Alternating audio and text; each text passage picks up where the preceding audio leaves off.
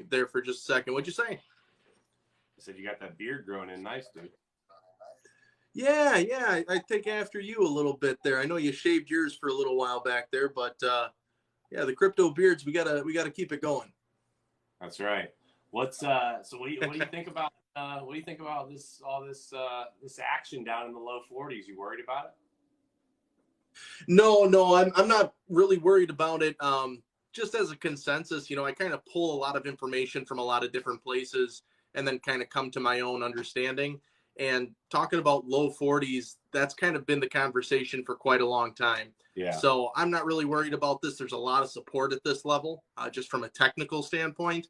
And then if you really wanted to get away from the technical, there's a lot of corporations that are bought in the upper 30s and low 40s. Yeah. That, I mean, they don't want it to go that low either. And they hold a lot of power in this market. Yeah. So what are your thoughts? No, I totally agree with you. I think, I think that if we go below 40 for a couple of so my game plan has been for a little while, if we go below 40, that I'm going to be taking a bunch of profits, just flat out, because I think that two things. One, I think you have to give credence to the fact that, for example, I didn't know this when I originally was talking about this, but BitBoy has said he's going to be selling under 40. Well, guess what? He's got millions of people that are following him. That's just fair. And that will cause somewhat of a frenzy. I don't think we're going to go there, though. I really don't. I think we're going to stay in. I think we might just, like you've heard probably a lot of people saying this recently, but I think we're going to just fart around for a little while. I think we're going to crap along and just kind of, but we need a big boost for me to feel confident about them. I think we need to give it above 50, 52, and then stay above that to have any sort of real confidence in the market long term. I'm just worried about our macroeconomic situation. Like, I don't know how far we can kick. We've been kicking the can down the road so far that I feel like something is going to happen that is going to give what I look at as an opportunity, right? Like, I think looking, if we threw ourselves into the future and looked back to what I think I'm talking about, I think we'll look at it and say, oh man, that was a heck of an opportunity, just like March of 2020, right? I took advantage of March of 2020. A lot of people got super scared about it, whatever. Was it scary? Sure. But was it one of the best opportunities ever? I think we're going to have another one of those. So my concern is, do we get out of what we're doing now, have a nice run before that happens? Because my fear is that if that happens, that black swan event that you hear everybody talk about, my concern is that will ultimately put us into maybe another bear market. I don't know. No, that's entirely possible. And I guess my idea going into 2022 that's kept me more bullish than bearish has to be the fact that there are way too many likely bullish events and very large bullish events that we expect to happen, such as a Bitcoin spot-based ETF, Ethereum 2.0 successfully rolling out its upgrades and things like that. The SEC and Ripple lawsuit getting solved, whichever way that should end up going. All those things, I would be really taken aback if not any of those three things happened this year, let alone letting all three of those happen. But you're right, with the entire macroeconomic backdrop of everything that's going on. It's a real teaser as to what way you should go. But I guess at the end of the day, as long as you're not over leveraging yourself and over investing yourself, I'm a big fan of the long game. So these short downturns that we're seeing, we saw it last summer, we saw it last September, and we saw it obviously going on right now. And each one of those times there was the sentiment of, listen, the crypto market likes to keep you bored, likes to keep you uncertain. And it's just when you can't take any more that it takes off, that some big breaking news happens. And that's just the nature of the market. So, yeah, it could. I'm not going to 100% say there's no way that we're not going into a bear market. There's a possibility of that always. But just kind of looking at it, we need to have a black swan event, I think, in order to confirm the bear. But if that black swan doesn't really happen or doesn't happen as strongly as we're anticipating, then I think we're still in it. Yeah, no, I don't think. I think that the biggest thing that I think these institutions rely on is keeping everybody on their toes. You know Sure. what I mean? Like, and so I think that when you see, like, I just recently started using Market Cipher, and when you see these big yellow X's, which is set up to say, hey, we've got some manipulation going on in the market. It's crazy because you can literally see the X print, and I don't know how it works, like how he has this set up, but CryptoFace has got this set up pretty nice. But you see it, then you see literally it's no volume, little volume, no volume, boom, huge freaking red candles, Sure. and I tell people, I'm like, listen, it's not like, CryptoKeeper and CryptoTommo and Blockchain Crusader just all saw the same thing at the same time and decided that they were going to buy or sell. No, Right. it's not. It's the phone call that says, hey, we're going to be taking profits today around this time that happens between the different institutional investors, between the different whales, and that game planning, I think, happens more than we like to admit, because let's be real, like, there's nothing illegal about it. It happens all the time in the stock market, but in crypto, and that's illegal, right? The insider trading stuff is illegal, but it still happens. So if it's still happening there, why would it not be happening here? And I think that it's just, I mean, let's be real. You and I are friends. And if I knew that, hey, something big is about to happen, right? And I knew it, like, not just speculating, like I knew it. Like, why would I not call you and be like, hey, position yourself accordingly. Here's the information. You know what I mean? Exactly. And that's kind of what social media and the whole crypto community has kind of become for the average person like you and I. You know, you got the elite hedge funds and all those guys, they have all their connections, like you're just saying, and they have the power to manipulate the market. And while we're not market makers, we're just market participants. We're growing those connections in amongst our level of wealth, our level of people. And I think that's the real important part, is you and I can have a conversation and it's completely transparent to the rest of our followers, to the rest of the people that want to tune in. So I absolutely agree with you. And I think that's one of our most powerful tools in the social media that we're developing now. Yeah, dude, I'm with it. I think so. As far as social media goes, so I don't know, when did you start posting on social media? So for TikTok specifically, I started doing this, and that was really, TikTok is like 95% of my social media crypto stuff. So that started last June. And before that, you know, I live out here in the country, and mostly everybody around here uses Facebook. And I didn't really understand the power of different social media platforms and how to angle yourself into such a crypto type thing. Because on Facebook, let's face it, you get a couple followers, nobody's really gung-ho, but you find the right niche, and things like YouTube and TikTok and Twitter take off with it. And it's been a crazy experience. Yeah, TikTok's an interesting one. I tell people when they ask about how I got in, it basically, you know, for me, it was just like, my wife didn't want to talk to me about crypto. She was just like, hey, are we continuing to get wealthier, right? Like, are we continuing to make more money? Yes. Okay, I'm good. That's all I need to know, right? And so, but I had no idea, because TikTok for me at 37 years old, how old are you? So I just turned 31. Okay, so you're a few years younger than me.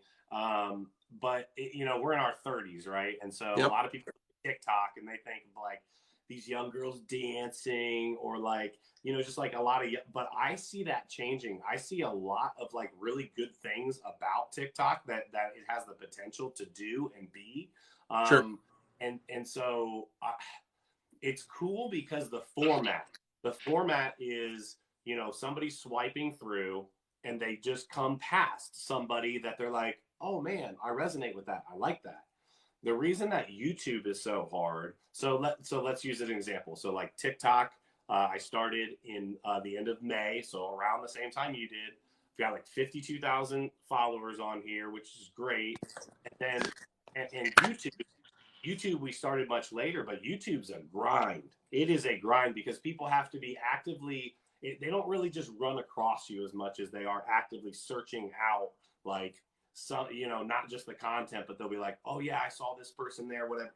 So YouTube, I think, is an interesting beast that we're trying to conquer. But at the end of the day, what I was getting at was, I think that there's so much scammy crap that's in, you know, just so much of it that, like, when I came across you and first started following you, I'll tell you what it was. I literally watched your video, and I don't remember which one it was, but I remember watching it, and I resonated with, like, I was like, I'll bet I could trust that dude to leave my wallet on the counter or whatever. You know what I mean? Sure. Like, I felt like I could. I feel like you can feel that with some people, where like you'll Yeah. scroll by something and you're like, I'm not so sure about that one. You know what I Right. mean? Right. Uh, It is hard to weave through, through social media. You're having that lack of in-person filter.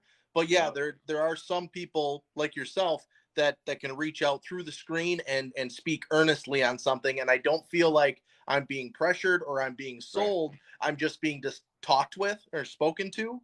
And Yeah. and with respect, that's a lot of the crypto community that I follow back on here. I have that Yeah. same feeling with. Yep. No, that's where it's at, man. I feel like we need to be able to band together because there's just so much crap in here.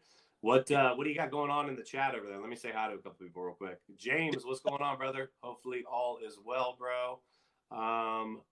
Kana Brewski said, I'm 46, 5 years into crypto, finally getting my TikTok together. So Kana, whatever, Brewski, I guess I would throw out there, don't let your, don't let, like, and I think you could probably speak on this too, Tom. Like, I, uh, at first when I was getting in, I was like, I remember when I first started to try to make videos, I wanted like everything to be like exactly how I wanted it, right? And I'll like do like 10 takes, and I'm like, no. You know what? That's a little bit this. And I started thinking about it, and I was like, you know, people just want to hear about your experience in crypto, and if you've got good experience, if you know these markets, that resonates through the screen, they don't need to see the perfect video. You know what I mean? And I think that was at first for me. I guess what I would say to Brewski, like, don't let anything stop you. Just do it, right? Just do it. There's no reason to make sure you have all of your lighting correct. Now, I'm guilty of all of this, but I'm just saying, you don't have to do that. You know what I mean? Like, you've got your nice shelf behind you with your Bitcoin pillow and like your stuff set up, right? Just like I've got my guitar with my light behind it. And Sure. you don't need all that. There's a lot of people that do really well on here that don't have anything set up. They just have a white wall behind them, and let's So get some. so I'll be honest. I mean, touching on that point, that is fantastic. I was actually thinking about that today as well. Um, it was probably last November when not the most recent one, but a year before that, Right. Yeah. that I absolutely decided that I wanted to start TikTok and YouTube. Now, I told you earlier in this live that I didn't start until Started June. in June. Yeah. At the time we were finishing our basement. This is my office down here in our basement. We turned it into a Yeah. walkout and all that fun stuff. And to me, in my head, I couldn't even shoot videos until this was done. And looking back, how silly that is. Yeah. Heck, during the summertime and nice weather, I shoot a lot of my videos while I take a walk with the dog through the field. And Right. a lot of the times, that stuff, just the message itself and knowing the talking points that you want to get across, and from your talking point to CryptoKeeper, yeah, my wife was definitely tired of myself talking to her about crypto, and that was a big influence as to why. But yeah, at the end of the day, Brewski, just jump on in, put your face on camera, talk earnestly, and Yeah. start a discussion with somebody like myself or Mm-hmm. CryptoKeeper, and you get to learn along the way. So don't be afraid to misspeak or have bad lighting. Right now, I'm thinking nothing but, man, I got to get one of those fancy halo lights. I know that I don't. It's perfectly fine, but your Yeah. mind will tell you that just to try and trick you to be perfect. Just Yeah. just No doubt. And then, this is, I'll tell you what, this is funny to me.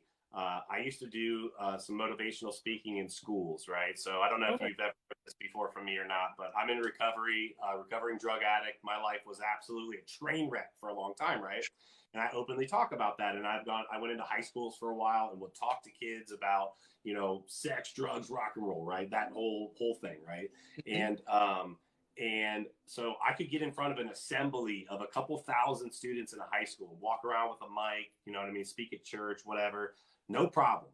The first time, and you're going to be like, what? But I swear, the first time I went to go live on TikTok, the first time I did it, I was freaking seriously, I was nervous. I was like, Well, because it's such a different thing, right? It's like, yep, especially, and this is much easier, I think, than going live by yourself, because when you go sure, live by yourself, you are trying to keep a dialogue going on multiple different topics with people that you can't see. You have no facial, correct, you can distinguish sometimes whether somebody's being serious, whether they're pulling your chain, whether you know what I mean. And it's a very interesting concept. And I guess I would tell Brewski, like, if you're worried about any of that, the reality is you're probably going to feel like that the first time that you do it. right, But ultimately, you'll get past it really quickly. yep. And I don't know, I'll just encourage, like, do your thing, especially if you've been in crypto for a little while and you understand it. Spread the love, spread the knowledge. You know what I mean? Absolutely. And don't forget, I started my video, my TikTok channel and all that stuff underneath the idea of just having crypto conversations, right? Yeah. And it's funny with that idea, in our private messages setting this up, that I was a little bit hesitant. I wasn't sure how this would work.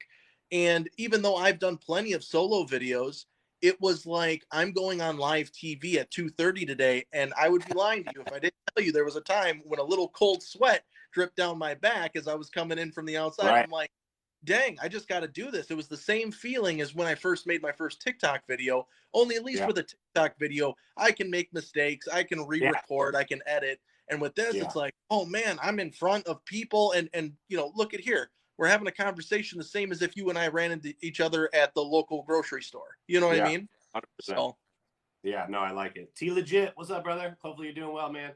Hit the gym, bruh. Come on. Hey, T Legit, I told you that I would jump on last night, or that you were going to jump on. You weren't on at the point that I got off, so just want to tell you, bro, sorry about that. So smash the likes, guys. Hey, if you guys aren't following CryptoTommo, you should definitely be giving him a follow. He's got good info and he loves Ethereum. So in my book, that makes everything else just easy. absolutely. Easy. Yeah, and Um, same for anybody that's following. In case anybody's not following the CryptoKeeper, he's a great resource for just cryptocurrency in general. But of course, the Ethereum side of things, he knows his stuff. So yeah, make sure so you're tuning in. so let me ask you. Hold on a second. Yeah, I'm not doing muted as well. Oh, that's cool. Okay, so we are Miguel and I, when we started Debate Crypto, our YouTube, we started it under the premise that we feel like healthy, actual like debates need to be had in the crypto space, because I sure, think too many times it's like an echo chamber where you just hear a lot of the boom, boom, same type of ideas. A couple people will maybe disagree on something, but there's just a lot of that. sure. Is there anything in the crypto space that like you are like specifically like passionate about, to where, if we wanted to have you on sometime and listen, when I say debate, I'm not talking about like freaking people biting each other's Sure. head off. I'm saying just Sure. having like really like back and forth. Is there anything that you're like passionate about in the crypto space in particular? Or? Sure. I would say the most particular that I really get is going to be primarily my two main guys, Bitcoin, Ethereum. Yeah. A lot of people that I will, obviously stand strong on is the faith in the Ethereum 2.0 roadmap. Actually coming out. Of course, we don't really know how well it's going to do, but the proposals and how they plan on fixing things like the gas fees and stuff like that, why they're really not concerns and they shouldn't be concerns compared to the issues that we've had in the past for people that haven't been around long enough to experience the old Ethereum and maybe the older Bitcoin when things were a little bit more complicated. For us that have been around to see those transitions and those upgrades and what they actually mean for the end user, I'm just extremely passionate that these cryptocurrencies are not like typical software that we see from regular, let's say Microsoft or however you want to associate technological things. Those aren't necessarily the same things as how we upgrade and how we transform the current product that is Bitcoin and Ethereum and of course other cryptocurrencies. So I guess I digress a little bit, but to get back to your main question, really Bitcoin, Ethereum are my main dogs. There's nothing really outside of that I'm really gonna put my foot down. Oh, hi there. Say And hi, who's Tom. that? Say hi. This is Addison. This is my Addison. 7-month-old daughter. Yep. Oh, too cute. What's Too wrong? cute. What's wrong, baby? Huh? She's tired. Okay. Take a nap, baby. Sorry, dude. That's Yeah, okay. I think that. But yeah, outside of that, no, nothing really that I'm really asking about. The second that I do get something that I think of that I'm like, ooh, I should let CryptoKeeper know, I'll let you know, and you can keep me in mind when that topic reaches your desk. Um, Yeah. but right now, I'm just diving into NFTs, playing a little bit of Decentraland, doing some lives that way, just trying to get to understand more spaces within the crypto space, trying to get outside my comfort zone. So how long have you been in the crypto space, Tom? 5 years since I, basically Yeah. stumbled into buying Bitcoin on Coinbase, and then wondered why these numbers on my screen kept going up and down so violently, and then I just kept asking why, and now Yeah. here I am 5 years later. Yeah, no, I'm with you. That's when I got into. What you said you were doing some live stuff in Decentraland. So like Yeah. Miguel and I streamed with oh shoot, hold on a second. Dr. Clips with Dr. Clips at an Oh, event no kidding. in Decentraland. What do you do? How are you? What are you doing there? Like, what do you mean? In what form are you Yeah. streaming metaverse? Yeah, so I did it. I do it very rudimentary, right? So I have my little gimbal stand here. I pointed at my computer, and I just did maybe 30, 40 minutes of me in the morning. I go over to the Wonder Zone area and I go and mine those meteors. I maybe read a little bit of crypto news while I'm doing it. And I just show people, hey, it's not that crazy. I'm gathering materials. At the end of the day, I'm going to try and craft this item. This item happens to be an NFT that people will pay you cryptocurrency, money for. And I'm just trying to see how legitimate these early on play to earn type games within Decentraland, how they work, and maybe just develop a small side hustle out of that. And if it just comes to learning more about Decentraland, I'm okay with that as well. But that's really all it is. And then eventually, a couple buddies of mine might log on, and maybe I'll live stream just exploring Decentraland, different areas. But nothing too crazy, nothing too heavy. Um, Well, yeah, what games? The only thing that I've seen in the metaverse or in Decentraland has been has been some of the gambling stuff. What else? Well, I just haven't looked around sure. that much. What kind of stuff do they have going on? Sure. Yep. So they do have obviously the ice poker place that they just added, and it's real buggy. But there is a little putt area where you can basically do mini golf in there. Yeah. I've Uh-huh. tried doing it. It doesn't work for me, so I'm just going to keep trying once in a while until it works. Yeah. But also, I basically play on a toaster in rural America internet, so I mean, mine isn't the best setup to go off of. But what I typically do, it's called the Wonder Zone, and it's one of the main areas. So when you log into Decentraland, you have that Well, main area with the I'm pulling it up right now. I want to see it. So yeah, it's called the Wonderland. yeah, Wonder Zone, Wonder Zone, I Wonder. believe. And Yes. there's like Logging in right. mining and stuff that you can do there. But I believe when you go there and you have that water fountain in the area, you go to the far right side, and Okay. usually on my screen, it has Wonder Zone listed as one of those. You click, you jump right on in. And these meteors, every once in a while, it's not an exciting game by any stretch of the imagination. It's just kind of a grind over time. Uh-huh. But these meteors will hit the ground, and you Okay. hit them with a pickaxe, and you gather materials. When you get so much Oh, materials, you can actually do a wearable NFT.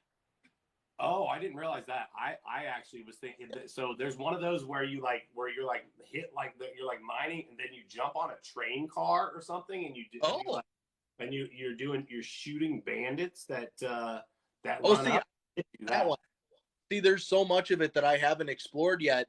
But no, that one sounds cool too. But basically, any of the games in there that talk about being able to win or earn a NFT of any kind really interests me just from a side hustle standpoint. How can somebody in the future play video games, excuse me, and then also come out of it with a digital asset that somebody's willing to pay actual value for? So That's kind of the it majority in of the it, but I'm still exploring. you like the NFT side of things a lot? Is that something that you're like super into? I am super into it, but I'll give you a little caveat to that is I've limited myself to exactly 1.5 Ethereum. Otherwise, I have a very addictive like personality. So when I Yeah. get into, I will spend my whole portfolio on NFTs, and that's absolutely something I don't want to do. Just staying conservative with my investments. But I actually just flipped my first NFT. I did a video on it a while back, which I was really proud of, but a little bit sad because it's a project that I want to get back into at hopefully a later date when it presents a chance. But it was called BioPill, BYO Yeah. Pill. Okay, Yep. so I know exactly what I you're talking absolutely, in fact, Dr. Clips is one of them that got me about. into that. I'm friends with him on here. He's a very intelligent person, Oh, dude. and I Yeah. actually intend in the next few days, I'm going to have some money clearing up to where I can get Ethereum enough to be buying one of his jackets where he's doing that Yeah. NFT stuff. Yeah. So it is my intent to grab one of those jackets. I think what he's putting together in the NFT educational space is going to be top of the line and at least a first of its kind in the space. I So, like so Clips is I talk to him off and on. I've got his cell phone number and we chat sometimes. He's actually helped me with a few things. Super good guy. His those jackets are super cool because the big thing that the big thing that Miguel and I are all about in debate crypto in our academy and everything that we do is trying to educate people because too many people come in with the idea that like just tell me what to do. Just tell me what to buy. right. Tell me when to buy it. Tell me when to sell it. And people just want you to basically not just hold their hand, but they want you to literally lead them where they lead them around. And I just think people could do so much better if they took the idea that, okay, you know what, I'm going to invest some time into learning what this is all about. And what I like about Clips jackets is that, at least my understanding is, you buy this wearable jacket, it allows you to get into his school, which is an NFT university, essentially Yep. teaching all about these things. And you actually get like a little diploma and you graduate, and like it's a whole thing. I think it's a really creative, cool way to do that. I like it a lot. Yeah, I actually went into Decentraland, and maybe that's another video idea for the near future. I went to Decentraland and I went to his location for his academy. And of Yeah. course, it's still a work in progress, but man, what he's done already is just outstanding. I mean, I wouldn't even know where to start for some of the things that he's done. But his work with NFTs, my next move is to get an Oculus and stream some Oculus Quest 2 stuff. One of my buddies has it, and he had an accident a few years ago, and he's kind of limited to a wheelchair right now. Yeah. And just hearing him being able to download an app into this virtual reality, and he can go travel to Iceland, he can go check out Ireland, he can go check out the East Coast, the West Coast, just from these apps, and it's very real, it's very vivid. And within those, there's certain uses or certain trivia that they'll teach you.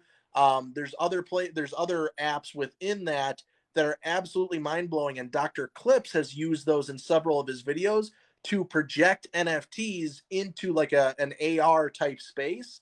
Yeah. And I'm just floored by it. And it's that alone that makes me want to buy his jacket. And I gotta ask, just because we speak fondly of the same person, have you gotten the jacket, or are you thinking about getting one of his jackets at all? No, I haven't. Not for not recognizing what it is. I just Sure. we talked to him about it in terms of like promoted it a little bit for him. Not when I say promoted, just have talked to people about it. But for me, I have spent so little time in the metaverse side of things, in the NFT side of things. Like we bought, I just recently, what do I have now? Maybe 10 NFTs or something. Like I like the idea of what they're doing with NFTs. And probably the most valuable NFT that I have right now is the Red Village. I don't know if you remember when that one came out. It's basically, I've heard of it, but it has been a while. It was launched a little while ago, wasn't it? yeah. So it's basically a. Do you remember Zed Run, the horse race Of game? Okay, course. Yep. so imagine Zed Run, except for in like barbarian fighters. Okay, and so you get Really? at any event, we were able to buy. Miguel and I both bought one.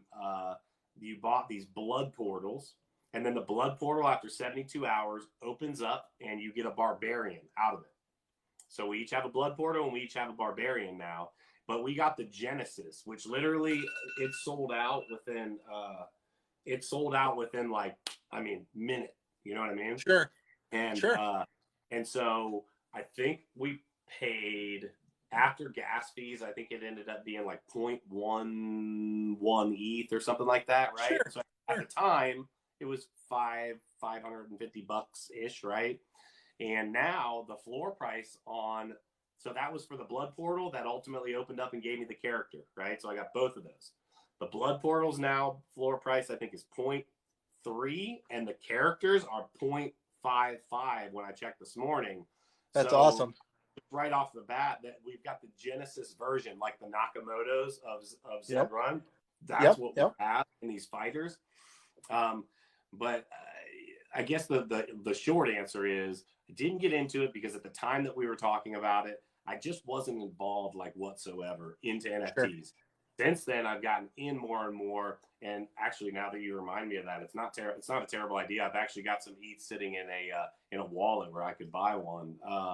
Just to check it out and support what he's doing. It's super sweet, and you do get the jacket, so it does come with that little flex, like, hey, look, you know what I mean, what I did. Yep.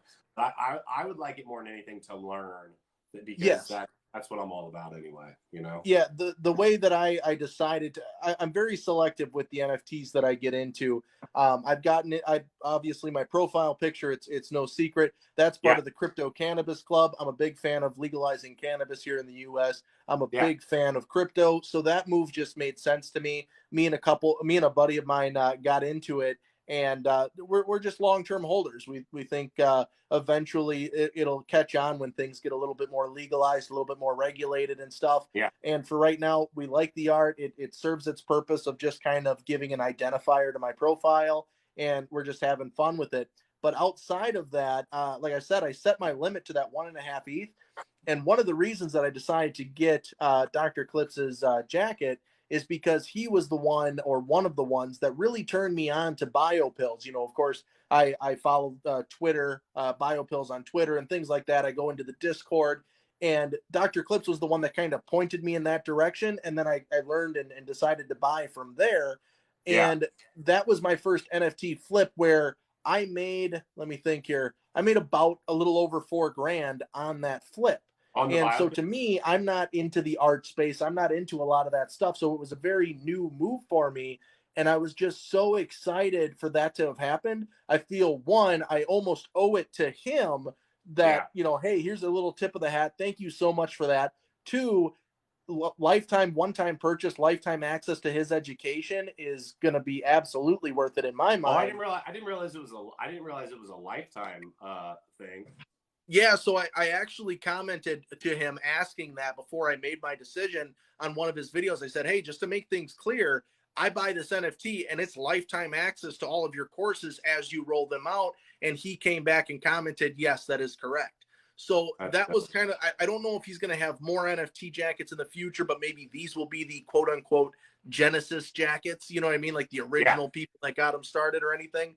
But that's my understanding through conversation with him. So all of that rolled into one. That's my idea. In the next few days, I plan on purchasing that, and I'll wear it around in Decentraland. So it's free press for him too. I'm interested to see which of the metaverses do the best. Miguel and I, a little sneak peek, we are going to do some live streaming from the Oculus. So we're trying to figure out, there's some technical stuff that has to happen to like make it happen the way that we want it to happen. From what I understand, there's some, because like, here's one of the things.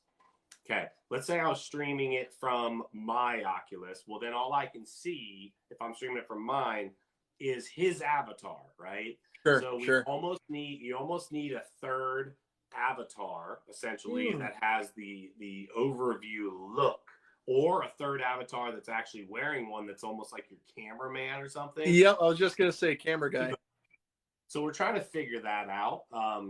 But I'm super interested. Have you played around? So you've played around with the Oculus, yeah? No, not at all. I hear things from my friends and I've watched YouTube videos. That's it. So check this out. So, okay.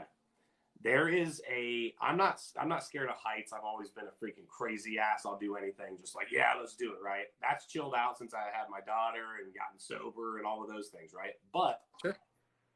they have it's called somebody's plank walk. Okay. And you put on the headset and you walk into an elevator and you you literally reach out and press the button, right? You go up. This elevator doors open up, okay? And there's a plank there.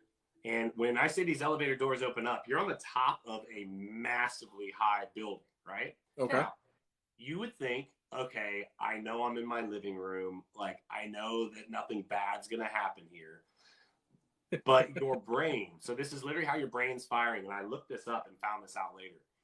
It took me about 30 seconds. My buddy was telling me, he said, listen, walk out on there. I didn't have so much of a problem walking out on there, but he was telling me to step off the plank. He said, it'll feel like you're falling.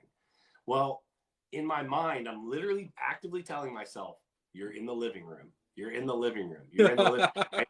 But it's so real. And I looked it up. Your brain cannot distinguish when you're in those. Sure.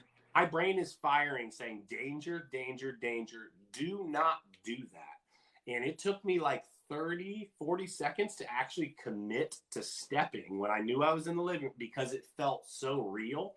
And then wow. when I fell, like at first, it very much feels like, oh, like it feels very. I had my wife my wife is the exact opposite of me, not the risk taker, right? She puts them on.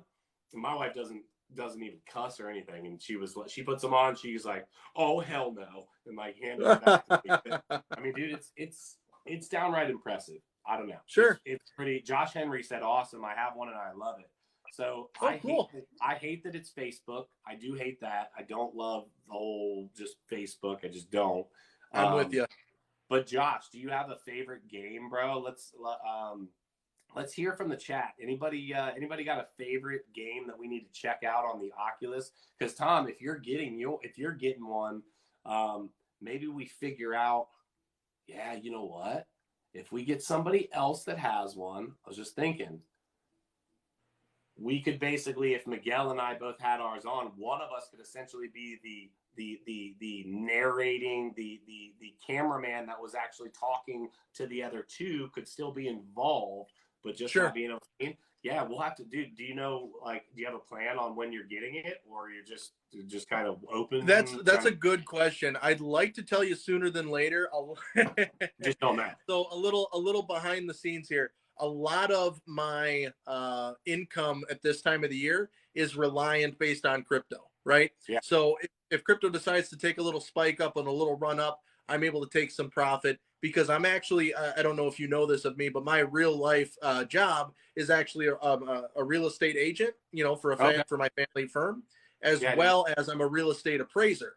So a lot of that in beautiful Wisconsin during the winter, you can imagine, dies out. Not a lot of moving, not a lot of buying and selling happens when there's a couple feet of snow. So right now my budget is basically, hey, this is what I live on kind of thing. Right. And if some extra, funds go into crypto and I'm able to siphon a little bit off, that's when I start buying little fun stuff. But other than that, I would say at the latest would be right around when taxes are due. Once the smoke clears from my tax liabilities would be the latest. So I would say sometime this spring, you should be able to expect to see me on. Sweet. No, that'll be super fun. We'll have to definitely do that. Are you, so as it relates to the crypto space in general, are you a laddering of, are you dollar cost average and then laddering on the way out, taking profits? Are you set targets? What's your kind of, a lot of people are always asking, like, what's your strategy? What do you do? What's a good thing to do here? Like, what's yours look like?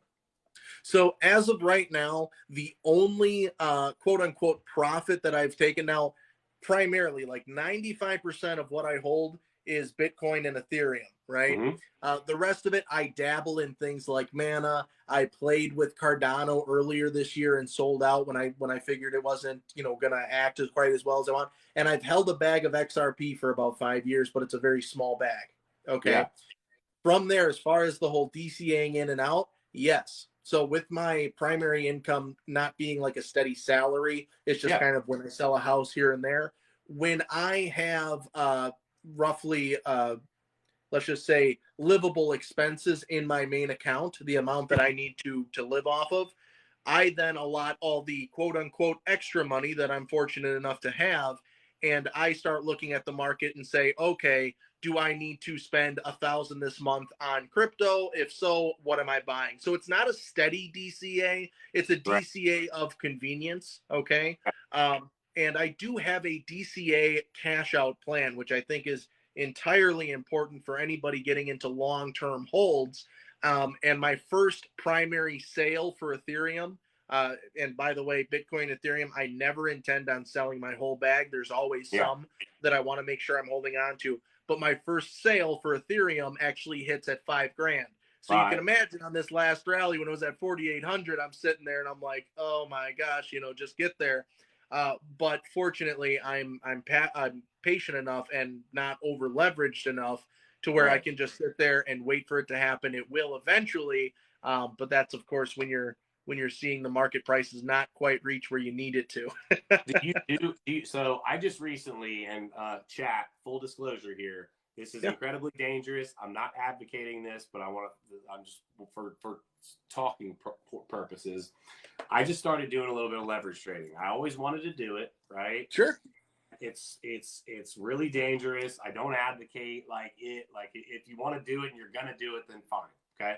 So I am in here. I'm pulling it up right now. I'm in a 5x long position on ETH. I've got about 50 contracts of ETH, and I did something that I don't advocate yesterday too. I pulled my stop because I thought I had my stop at 35 at Okay. 3,500. And I just felt that we were going to go below 3,500, but not down to my liquidation point at 31. What's my liquidation? My liquidation's at 31.34. And I just really felt strong that we're not going to get down that far, for one. Sure. And for two, I feel like we are going to turn around here. So at any event, I did what I tell people not to do, right? And this is my gambling money, right? So for anybody that's watching, this is my gambling money, okay? Sure.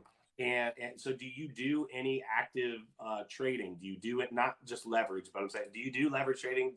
Are you actively trading or long term holds and that's it? Like, what's your portfolio look like? Yeah. So primarily, if I'm buying Bitcoin and Ethereum, those are long-term holds, Yeah, right? I, me. I don't, I haven't done ever any kind of leverage trading. That doesn't mean that I'm not open to it. I'm just very conservative when it comes to investments. And I Yeah, know a lot of people coming from traditional investments, you're like, you're not conservative, you're in because crypto, you're in all crypto. that voodoo stuff. But from the cryptocurrency standpoint, DeFi is an absolute mystery to me. I want to understand that more, and of course, leverage trading along with that. That those are two things that I need to debunk, and actually, that's one of the main reasons I got into NFTs. I have to force myself to be involved in it, even at a little level, before I Mm-hmm. begin to truly understand it. Right. I agree. Yeah, So I completely respect where you're coming from the gambling side of things and the leverage, because actually when I started buying crypto 5 years ago, it's actually me and that buddy that I mentioned earlier. I remember us going to the casino. We had either won or we didn't lose as much as we thought we were going to, and we threw that money into Coinbase, and that's what began our cryptocurrency. really Hey, we're invested. Let's see what this thing does, kind of thing. So interesting. I think the leverage side of things, I think it's important to dip your toes in, get a feel for it, see if it's something that you enjoy or if it's profitable for you. Hopefully it is. But for the people that don't want to take on those risks, then don't leverage trade. Stay Yeah, in, DCA into projects that you know will be here long term. And I know there's a lot of people out there that disagree with Bitcoin and Ethereum being around long term. And it's just mind blowing to me, but they're obviously welcome to that opinion. And there's always that chance that I'm wrong. But to me, I mean, from reading the white papers, from just staying in tune with the market, I yeah, can't convince myself that these two are not the most obvious buys in any market across the board. And yeah, I'm in real estate, and I can't convince myself to cash out some of this money and go buy plenty of the rentals. Well, one, because they're at all-time highs, but right now too, if the market were to crash, I feel confident in leaving my money in Bitcoin and Ethereum. That's where Yeah. it ends up for me. Yeah, So, no, I'm totally with you. Most everything. Like I said, I just started dabbling a little bit in this. I'm not even doing this as like a. I'm doing it ultimately to experience it, to sure. have a little fun with it. Ultimately, if I get liquidated and I blow this whole account, this was play money to begin with, because I'm not, Right. I'd like to do well with it. I'm not going to go in and do a 50x leverage play. I'm not going to be playing around like that at all. I actually Sure. do want to see if I can. So I have some take profit points as well. I actually want to see, and this is where I'm trying to feel this out. I was up like, what was I up? I think I was up like 35% or something on this trade. Okay. Sure. Like pretty quickly, right off the bat. And now I'm down 55%, right? Because Right. you know what I mean? Very And quick swing. Yep. yeah, huge swing. And so part of me feels like, what's that number going to be? Because I think that if you're going to leverage trade, it should be in and out, right? And so I feel like I made a mistake, and I think what I should have done, in hindsight's 2020, but I think what I should have done was set, 25% on a freaking trade on it is massive. Even if you're Sure. starting out with a small account, if you can pretty consistently make 25%, right, and not get liquidated in the process. And I know I'm making it sound like it's easy or whatever, but what I'm getting at is the small wins turn into big, and that's like the dollar cost averaging. Same Sure. thing. Sure. It does not, like, I think sometimes people think that, like, because you've been in this for a while and because you've built up a nice portfolio or whatever, I think people think that, like, you started out with this massive amount of money. I know, at least for me, I didn't. You know what I mean? I started off tossing in a few $100 here, a few $100 there, and then I got a little bit more brave and I tossed $1,000 in, and then I taught, you know what I mean? And like, it just kind Yep. of, but over time it grew, and then once the market started to grow, hey, you know what I mean? It can be life changing. So I always encourage people. It doesn't need to be this huge amount of money all at once. It can Right. be that slow, addition to your, adding to your bag, so to speak. Absolutely. Absolutely. Yeah. And a lot of people don't understand that, when you start off, most of us, I can't speak for everybody, obviously, but most of us, when we started investing, and it doesn't matter if it was stocks or crypto or whatever, we started off with $5, Yeah. $50, 20 Yeah. bucks. It was Mm-hmm. whatever you had available, and you knew that you were trying to break into something that hopefully would become life changing. But if it wasn't going to be ultimately detrimental. And that's the idea, when people get in it. If you have something that is a luxury, right? For me, it was going to the casino, and I ended up winning a couple extra bucks. Right. Take that extra money and do something with it that you think in your mind, oh man, this is risky. Well, guess what? You were just ready to blow that money off anyways. Start off with that. Maybe your Yeah. hobby is woodworking and stuff like that. Okay, well, forego maybe that next project, but that money that you were going to spend towards that, if this is more important, put it towards this and see how this project goes, because you won't know, how I want to say it, you won't know its true appeal until you're involved in it. Yeah, no doubt. That's actually, like, when people say, "Oh yeah, jump in and start with paper trading." I actually don't agree with that, and I'll tell you. Sure. Why I agree with it. If you're doing something like options trading or something where you don't understand it and you're trying to figure that out, I get that. Yep. But if you're just like, yeah, you know what, I'm gonna start, getting into crypto, and I'm gonna jump right into trading, and I'm gonna paper trade. The problem is, it's just like playing a game of poker when you're not playing with real money. You don't Right. play the same way. You don't look at it the same way. Your reactions to different, hands are different. And so I really think that, yeah, even if it's a small, even listen, when I first got in, I think and I don't know the exact number, but I pretty vividly remember looking at my portfolio one morning and being down like, like $40 or something. And I'm Sure. like, I was like feeling that. I'm like, man, like what, like getting a little bit like, edgy, whatever about it. I think you need to feel that. I think you need to be able to look at it and say, okay, this is real life. This is real money because I think Yep. it drives you to get more educated. That's what I think it does. I think it drives you to learn, because if it doesn't, then that means you were just getting into purely gamble anyway. You don't care to learn, and then fine, just toss your money wherever you want. But I think most people would drive to learn. You know what I mean? Yep. Yeah. Yeah. You got to dip your toes in the water to see how you like it, because at the end of the day, there's nothing like being actually involved in what you're pursuing. So yeah, I could agree with that wholeheartedly. Yeah, Stephen Waddle was asking, he said, if you don't have a lot of money to spare, is it still worth investing in crypto, or is it a waste? I personally don't think it's a waste. It sounds like Tom agrees with me. Right. You know, I think that it can start off small and it can turn into something if you're patient. That's Right. that's the biggest mistake I think I see people make in crypto. Yeah. Impatience. It's What I I want would it add. right now.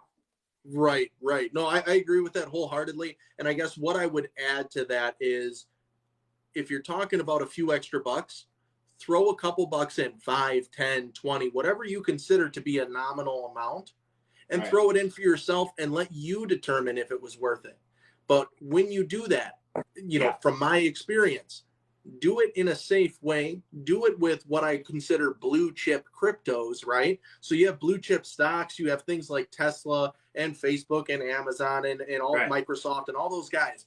Any one of those, you'd be like, oh man, I wish I had bought a whole bunch of those when it was only this number, right? Yep. Well, that was the same way that I got into cryptocurrency. And I'm like, I don't know what I'm doing, but I feel like I want to stick to the top guns, right? Because they're like, it's kind of like betting on the horse that's already in the lead, right? Yeah. And this was before I did my research and before I truly understood, the actual protocols behind these.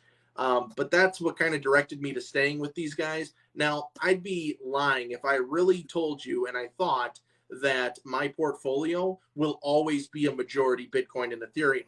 I'm willing to change if the markets start to shift that way. But it just so happens that over the last 5 years, my Ethereum is my number one holding, not because I went gung ho on it, but because it outgrew my Bitcoin. Now, eventually, I'm going to get excited about, let's say, Decentraland, and I'm going to buy a little bit more. Well, all of a sudden, that's going to maybe take off, and it's going to outdo Ethereum. So I'm okay with having a little bit here and a little bit there. But that strategy came with me putting my money in and seeing what it did. So your little 25 bucks or 50 bucks or whatever's nominal, you have to put it to work, and then you determine whether or not that's right for you.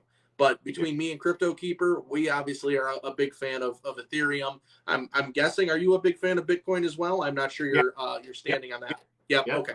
Definitely. And my holdings in order. Here, I'll pull up my portfolio right now. I've got a couple things that aren't on here, but ETH, Sure.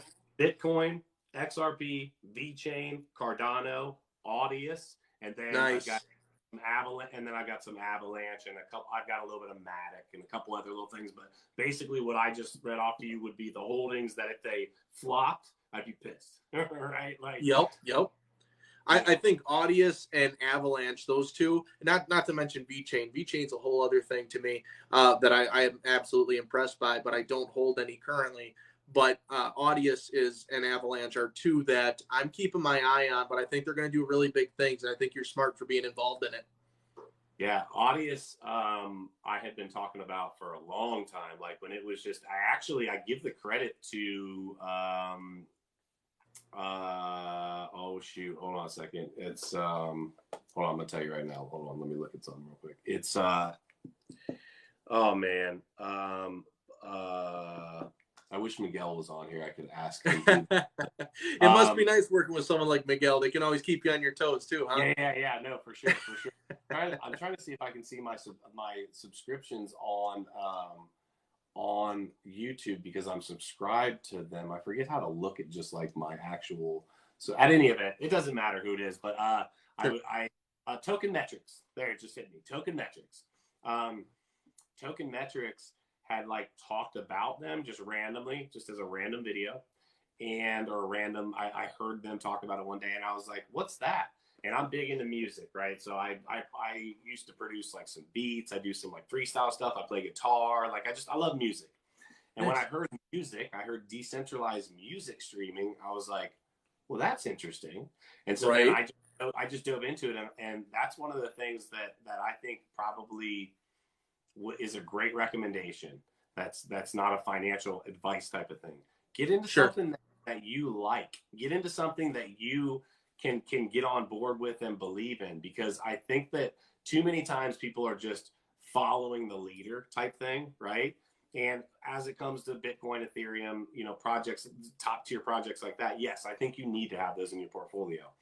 But if you're going to have a smaller cap that you want to, see grow, if it checks off the boxes of the fundamental side of things, you're able to look into, what does this project actually do? Who are the people that created it? How does it actually interact with other projects?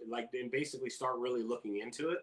If it's something you like I won't let go of Audius probably for a while, right? That'd be something that I would ride down like heavy and continue to buy, because I believe in what's going on there. Exactly. I think that, I don't know about you, but I think that's super important, to believe in the projects that you're investing in. Yes, absolutely. And I'm getting the feeling, and correct me if I'm wrong, that we're really similar from the standpoint of we like the idea of taking basically anything that can be decentralized and decentralize it to its max, because we're not a big fan of central authorities, right? Oh, yeah. We're not a big fan because they're easily corruptible, and we're seeing all this stuff that's going on in our own nation and around the world.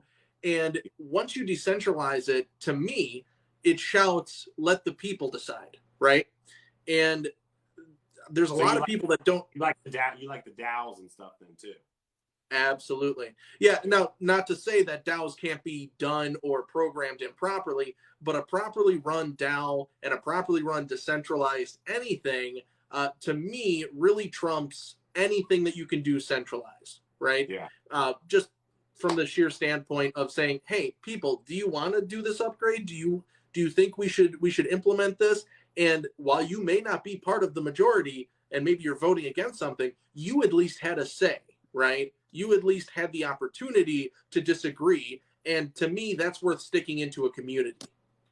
Yeah, I think the I think the only positive thing that comes out of centralization is the ability, usually, to press forward and just kind of get something done. The problem in centralization is exactly like you said, though. You've got, let's look at it this way. So my construction business, right?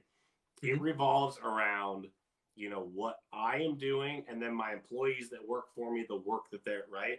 But if I just all of a sudden stop, right? I stop. I stop talking to people about the business. I stop showing up for quotes. I don't call people back. I don't keep a calendar. If I do that, guess what? Everything around me crumbles, because it has that central point of failure. Right. With the decentralization, with decentralized protocols, with decentralized projects, when it's spread out over, hundreds, thousands of different, computers, nodes, whatever the case may be, it doesn't have that point of failure. Let's not even look into like hacking and stuff like that, but it can continue to operate. Now, sometimes it's slower. Sometimes it's going to cost more, in terms of like fees and things like that. But you're paying to not have some of the other BS that we don't like dealing with. That's how I look at it. Yeah, at the end of the day, I tell people, I was like, is there anything with banks that annoy you? And that's really all you have to ask people when you're trying to pitch them Bitcoin. It's like, hey, I'm not trying to sell it to you. I don't care if you get it or not. I think it's a good idea. It's done great things for me. But the only thing I ever ask people is just ask yourself, is there anything frustrating with buying and selling your gold? Is there anything frustrating when dealing with a bank? To me, Bitcoin fixes both of those areas, from precious metals to the actual banking system. And now, fortunately, what I'm finding out, one of the things that made my videos go viral and my channel grow very quickly last year was discussing the power of crypto loans. And as you know, many lending areas or lending platforms, they don't really do much with anything outside of Bitcoin or Ethereum, or if they do, it's a very select few currencies. And the loan to value ratio is significantly different than what their confidence level is in the big guys, right? So for me, Bitcoin and Ethereum, they basically made it so that if my wife and I need to go take a loan, I don't have to go begging to a bank. I go begging to a lender that's willing to work with me, because I'm collateralizing my loan with my own assets. and I'm avoiding taxes in the process legally. That's the important part. Avoid taxes legally, pay the least amount legally. A lot of people miss that. They're like, oh, you're dodging. I'm like, no, the whole goal is that you pay your taxes that are due, but not a penny more. Well, debt is not when you bring on debt, that's not personal debt. That's not taxable. So, okay. Right. Let's talk about that real quick, because that's a great, sure. Okay. So when I talk to and by the way, if I'm keeping you, if you got things to go, let me know. Yeah, I'll let you know. My wife and I are going to get something to eat and do an early dinner here soon, but I'm good. And same for you too, dude, obviously. When I try to tell people, if they're looking to leverage their assets, when I say leverage their assets, obviously taking a loan against what you have. I think there's a couple key factors, and it sounds like you know this better than I do, so I'm going to ask you. The two things that I see, though, is one, understanding where you believe in the market cycle you're at, because I think it's super. If you freaking leverage your assets at the freaking top, right? Like huge green candles, you're like, oh, heck yeah, I've got even more that I can basically pull from that. Well, there's issues that can come of that, right? You have to keep called your loan to value, right, balanced out. Correct. And then the second thing is, like, what are you ultimately trying? Like, what's the game plan to actually capitalize on what you're getting? It's not supposed to be so much just like, hey, I bet I could get some extra of this or that. Like, there's got to be some sort of a game plan behind it. So yes, who do you like to use? Are you actively doing that as well? And then you have a game plan that you're working with, or you just understand the value in it, see that it's great, but you're not actually doing it? All great questions. So here's how I look at it from start to finish. So just to start with one of your last questions, no, I currently don't have any crypto loans currently out. Okay. Yeah. And I'll tell you that reason just shortly here. But I do understand its importance in being a tool, right? So all these, anything lending is a tool, but you have to understand how to use the tool. By the way, the same thing goes for credit cards. I'm a big fan of credit cards, but I understand people who aren't because they've had negative experiences with them. That's another conversation. I'll avoid digressing there. But so here's the way that I look at it. When it comes to being able to take out a collateralized loan, meaning using your Bitcoin or Ethereum or what other crypto to back your loan, saying, here, lender, if I for some reason don't pay you back, you get to keep all these goodies, right? They give you a much lower rate. It ranges from typically, once again, I deal with Bitcoin, Ethereum. I've seen 1 to 1.5% APR. So that is not a bad interest rate considering what you can make on investments out there. So when I talk about taking out loans, I'm not talking about taking out a loan so you can go have a nice Wagyu steak dinner for $400 for you and your wife. That may eventually come, but in the beginning, you need to know how to use that loan to make you more money and buy more assets. So what I do is, if all of a sudden my cash out plan starts getting hit, so I mentioned earlier, if Ethereum starts hitting $5,000, I have a certain percentage of my Ethereum holdings that I cash out. That doesn't mean that I don't think it's going to go higher. That doesn't mean that, I'm selling the whole farm and I'm getting out of it. That just means I have that plan set when I was mentally ready to set that, and I'm following that plan now. Yeah. So I sell when the prices go up. But you know what? If a black swan event happens and all of a sudden we crash down to like all-time lows, Ethereum's down at 1,500 or whatever crazy number you want to come up with, that's the time that I look to leverage. Because the likelihood, in my perspective, that value is going to go down and screw over my loan-to-value ratio is enormously low. And enormously low, I know is contradictory, but immensely low. Because the chance that it got forced down there already by this black swan, this unlikely, unforeseeable event, the chance that something else would come along and push fear even further, that gives me nice solid ground to take out that loan. And now that I have that loan, I reinvest that money into something that will outpace the interest. So I'm paying, like I said, 1% on maybe a loan that's backed with Bitcoin. I go out and I take that money and I invest in something even as simple as stable coins You know, stable coins during a bear market might still get you 5-6% on a centralized lending platform. If you're good into DeFi, you'll get well over that, you know, and DeFi is something that I haven't quite gotten into. BlockFi is paying 9% right now. Yep, 9%, actually 10% if you hold the card, which I do have the card, the Visa Bitcoin Rewards card or whatever. It gives you that boost of that extra percentage. But yeah, I mean, even take it at 8 or 9%. That's absolutely crazy that you can get 8%. You're taking out a loan paying 1%. And in my head, that stable coin is not at risk, right? I mean, unless the dollar loses value, that stable coin should remain true. Now, of course, I prefer USDC. Some people choose Tether. That's a whole nother debate. Yeah, I like USDC too. Exactly. And the fact that it runs on Ethereum doesn't hurt either. Right. Absolutely. You know, I'm down with that. Yeah, exactly. And yeah, so I mean, ultimately, if you guys ever take something out of this, once again, guys, I actually haven't said this yet, but just a quick reminder: make sure you're tapping that screen, giving us some likes. It throws this live out there to a little bit more of an audience for us. So if you're liking what we're talking about, make sure you're following CryptoKeeper and make sure you're following myself, CryptoTommo. And thank you so much for the likes. But if you take anything out of this conversation, and I really want to make sure I hit this home, if you start implementing this strategy with your Bitcoin, Ethereum, anything that's really powerful in the lending space, make sure you have the understanding that from your perspective, you can sell when the price is high, right? You're paying your taxes and whatnot. But the idea is I've held those assets longer than a year. So it's a long-term capital gain. It's a lesser tax rate to begin with. So you sell up here after you've held for a while, and then you borrow down here. But when you borrow, you're buying assets that will make you more money. You rinse and repeat and continue going. So, and make sure that you understand too, when I say you're taking out these loans, you're going to be paying back the principal. You're going to be paying that little bit of interest. So you will need other cash flows coming in. It doesn't mean you get to immediately quit your job and go flip off your boss. You know, you still have lots of work to do, but it will leverage what you're doing in your investments and allow you to move forward faster.